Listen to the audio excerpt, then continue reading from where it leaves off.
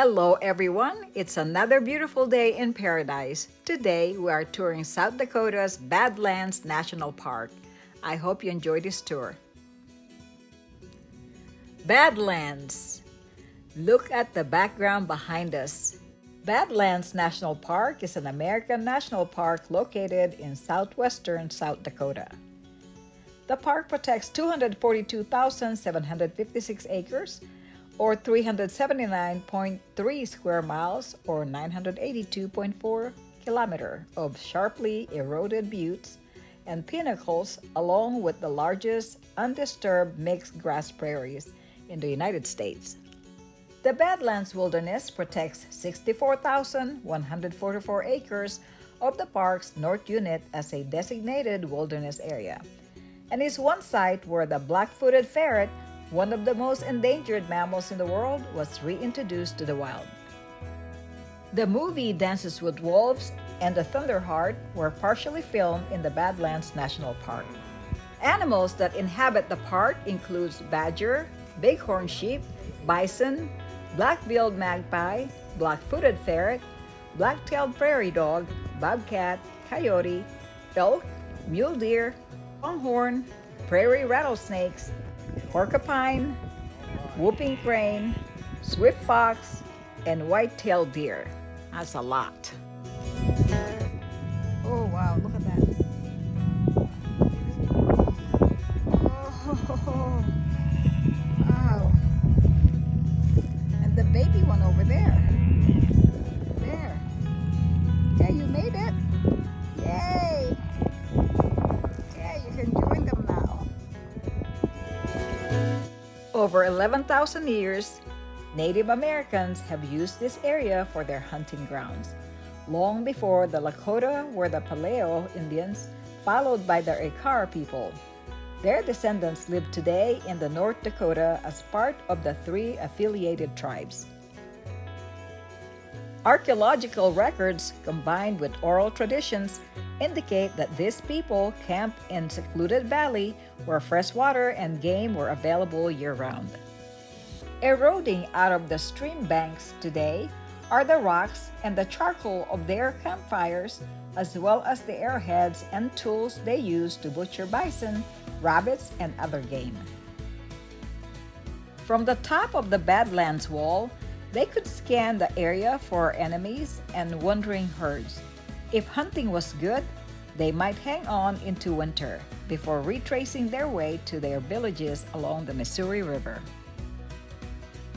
The prairie dogs are everywhere. They look like they're playing hide and seek. They run around and hide in and out of their hole. The Lakota people were the first to call this place Makosika, which translates to literally Badlands.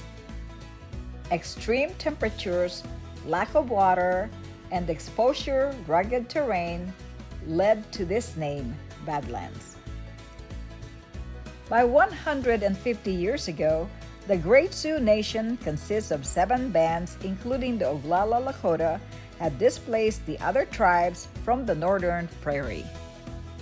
The next great change came toward the end of the 19th century as homesteaders moved into South Dakota. The U.S. government stripped Native Americans of much of their territory and forced them to live on a reservation. In the fall and early winter of 1890, thousands of Native Americans, including the many Oglala Sioux, became followers of the Indian prophet Wovoka.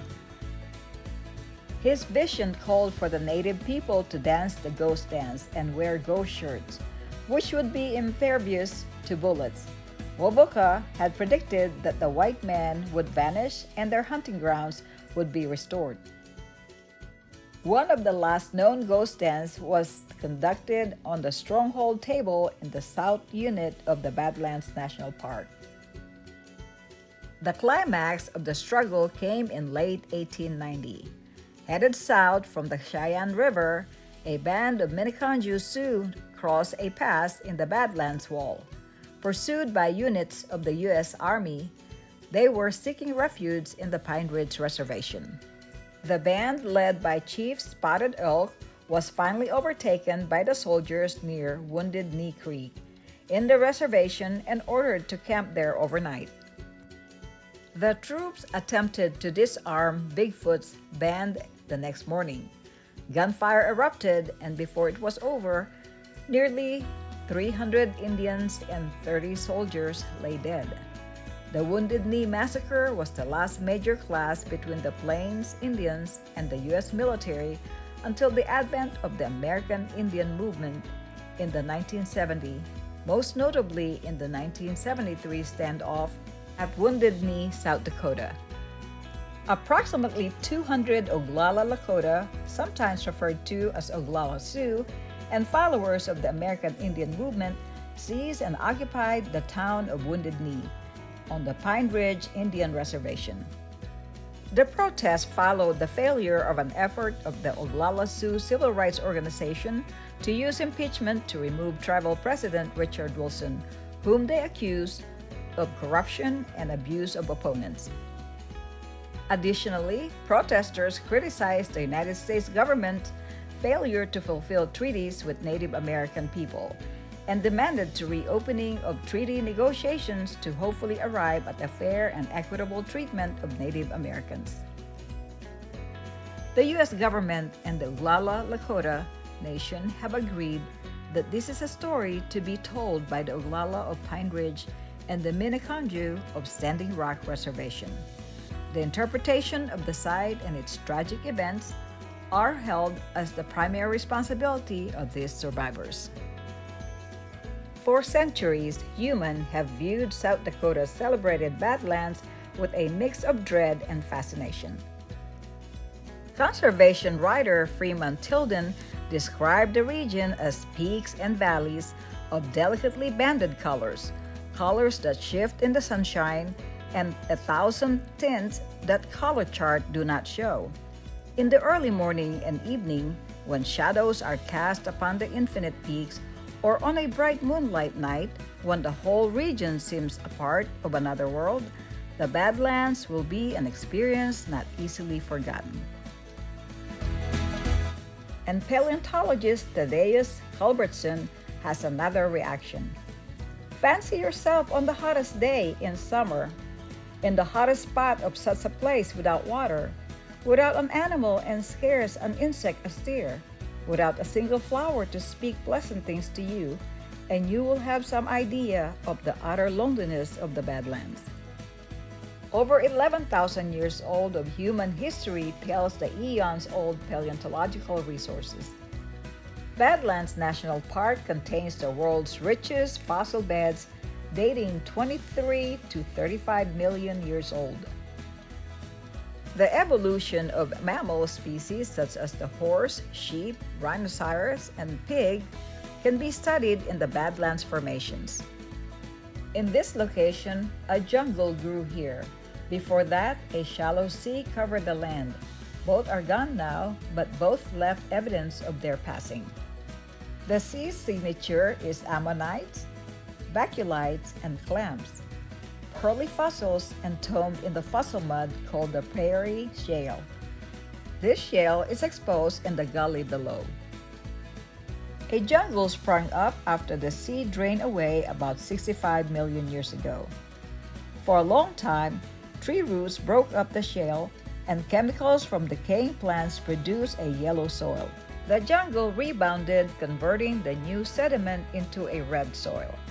Buried by later sediments, both yellow and red soils were fossilized. They are called yellow mounds, Paleosol, and interior Paleosol. Canada Basin Overlook has some incredible views of the park's Paleosol. Paleosols are ancient soils that often take on bright colors in the rock record.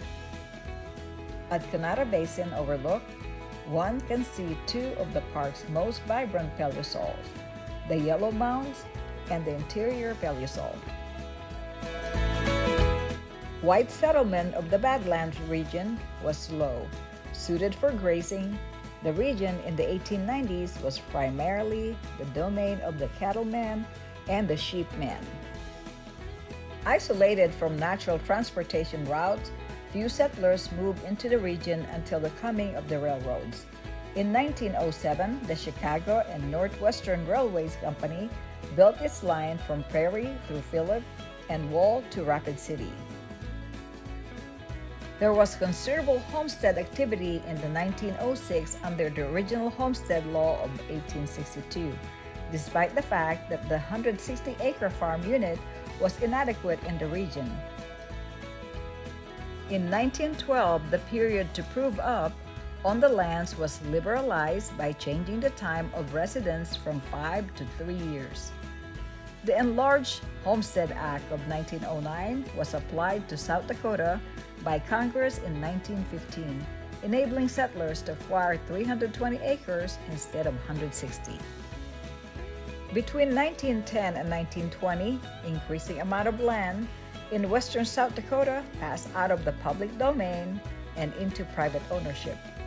Encouraged by the high prices for the farm and ranch products resulting from World War I, many farmers and ranchers took advantage of the liberalized Homestead Act.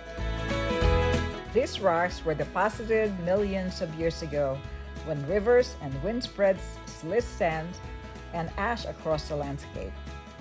About 500,000 years ago, ancient rivers began ending this area, leading to the present-day landscape.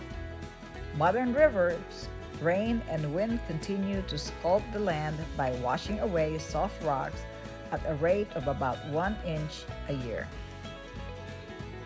The top layer are the most recent, representing a cool, dry savanna. Together, the rocks layer tell a dramatic story of changing climate and ancient animal migration, adaptation, and extinction from 24 to 75 million years ago. As from distant erupting volcanoes blew across the landscape. These sediments and the fossils found in this formation are evidence of cool, dry climate. Oh, look at this beautiful sunset. Almost look like a statue. Yeah, we saw it coming up and we were like, wait, is that like, Yeah. If you are planning to visit the Badlands, I highly recommend you stay for a minimum of 6 hours to tour Badlands National Park. It would require at least 2 days to visit to all sites and areas in the park. There are 2 campgrounds in Badlands National Park, Cedar Pass and Sage Creek Primitive Campgrounds. Both these campgrounds are open year-round. Cedar Pass is first come first served, but will take reservation for group camping.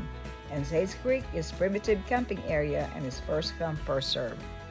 All facilities and exhibits at both visitor centers are wheelchair accessible. The park orientation film at both visitor centers is captioned for the hearing impaired. The information I provided in this video are from Badlands National Park website and Wikipedia. We hope you enjoyed touring the Badlands National Park through our video. If you'd like to see more of our travel video, click the thumbs up and the subscribe button below. Until next time, we wish you many happy trails with your family. Thank you.